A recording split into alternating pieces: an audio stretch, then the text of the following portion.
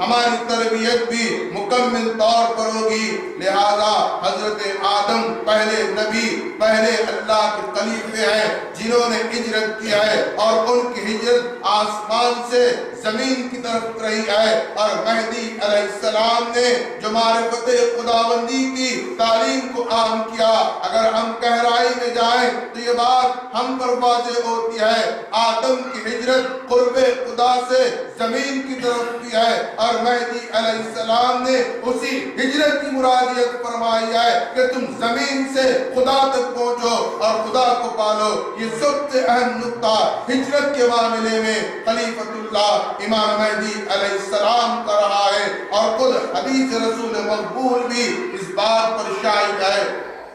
کہ اللہ کے رسول نے حدیث میں واضح فرمایا ہے، انما الاعمال بالنیات وانما لکل امرئ ما نوى فكانت هجرته الى الله ورسوله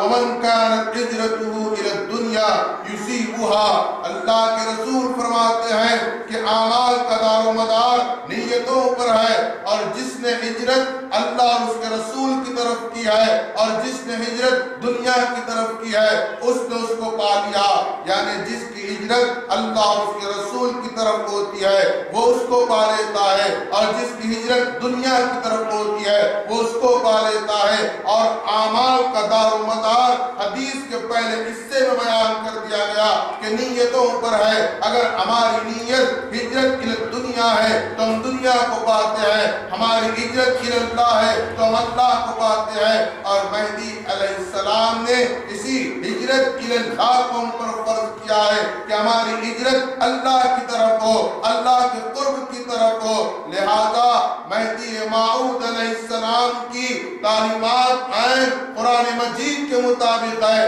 عین احادیث رسول مقبول صلی اللہ علیہ وسلم کے مطابق ہے، اور عین سنت انبیاء کے مطابق ہے کہ جو انبیاء کی سنت لوگوں نے ترک کر دی تھی، مہدی علیہ السلام نے اسے دوبارہ زندہ کیا ہے۔ اسی لیے کہا جاتا ہے کہ مہدی علیہ السلام نے اثر نو اسلام کو ہمارے سامنے پیش کیا ہے۔ چنانچہ آدم علیہ السلام کی ہجرت کا آغاز اور مہدوی کی ہجرت کا آغاز آپ دیکھیں کتنا اہم ہے۔ لہذا مہدی موعود علیہ السلام کی تعلیمات اور آپ کے بیانات یقیناً قرآن سے ہم آہنگ ہے، اور ہمارے اسلاف نے جنہوں نے ہجرت کو اختیار کیا ہے انہوں نے اپنے مقاصد کو پایا ہے۔ لہذا یہ ہجرت کا معاملہ بڑا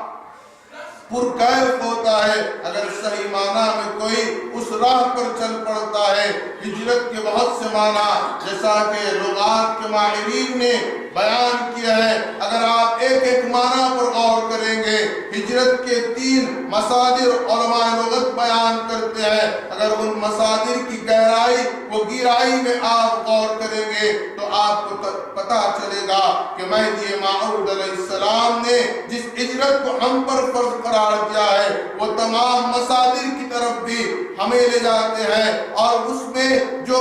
معنوی کیفیت ہے اس کو بھی ہم حاصل کرتے ہیں۔ لہذا مہدی علیہ السلام کی تعلیمات کو سمجھنا یا آپ کے پیغام کو سمجھنے کے لیے یہ بے حد ضروری ہے کہ پہلے ہم قرآن کا مطالعہ کریں، پہلے ہم قرآن کو سمجھیں کہ قرآن میں اللہ نے جس ہجرت کو بیان کیا ہے کیا وہ ہجرت صرف اور صرف اللہ کے رسول پر ختم ہو گئی؟ نہیں، بلکہ یہ ہجرت کا سلسلہ جاری و ساری رہے گا۔ اور اگر ہم ہجرت کو ختم کر لیتے ہیں یا ہجرت سے ہجرت کر جاتے ہیں تو گویا ہم نے دین کے حصے کو ترک کر دیا ہے۔ لہذا ہماری حتی الامکان یہ کوشش ہونی چاہیے کہ مسلسل ہجرت کو اختیار کریں، اور تقریباً 200 سال سے قوم مہدویہ اس عمل سے دور ہوتی جا رہی ہے کہ آج ہم میں ہجرت کا وہ جذبہ نہیں ہے، آج ہم ہجرت از وطن اختیار نہیں کر رہے ہیں۔ لیکن صحیح معنی میں مہدی علیہ السلام کی تعلیمات کو آپ غور کریں، مہدی علیہ السلام کا ایک ایک فعل، ایک ایک قول، ایک ایک عمل یقیناً ہمارے لیے بہت بڑی رہنمائی کا باعث ہے۔ اگر ہم اس پہ تدبر کریں۔ آج ہم میں تدبر کی کمی ہے، چنانچہ مہدی علیہ السلام نے جونپور سے تقریباً ڈابول بندرگاہ تک جو ہجرت کی ہے وہ عین حکم خداوندی کے تحت کی ہے، اور آپ دیکھیں گے کہ اس ہجرت کے سارے سفر میں مہدی علیہ السلام نے صرف اسی بات کو بیان فرمایا کہ کسی طرح انسان شریعت محمدیہ کا پابند ہو جائے اور اللہ کے قرب کو حاصل کر لے، اور انشاءاللہ العزیز آئندہ نشست میں دیگر انبیاء علیہ السلام کی ہجرت کو بیان کیا جائے گا، تاکہ ہمارے ذہنوں میں یہ گمان اور یہ غلط فہمی نہ رہے کہ یہ ہجرت مہدی علیہ السلام نے اپنے طور پر اختیار کیا ہے اور ہم پر لاگو کر دیا ہے، بلکہ مہدی علیہ السلام کا عمل عین قرآن اور عین سنت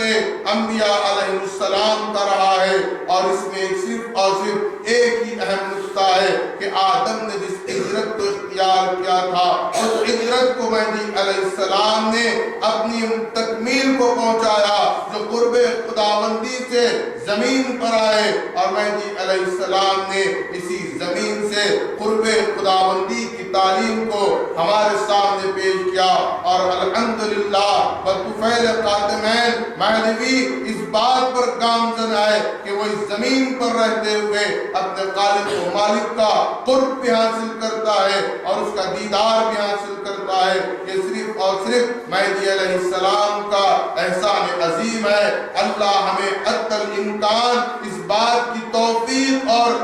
فہم عطا فرمائے کہ ہم مہدی علیہ السلام کے بیان کردہ ارشادات پر عمل پیرا ہوتے ہوئے اپنی زندگی گزاریں۔ وآخر دعوانا الحمدللہ رب العالمین۔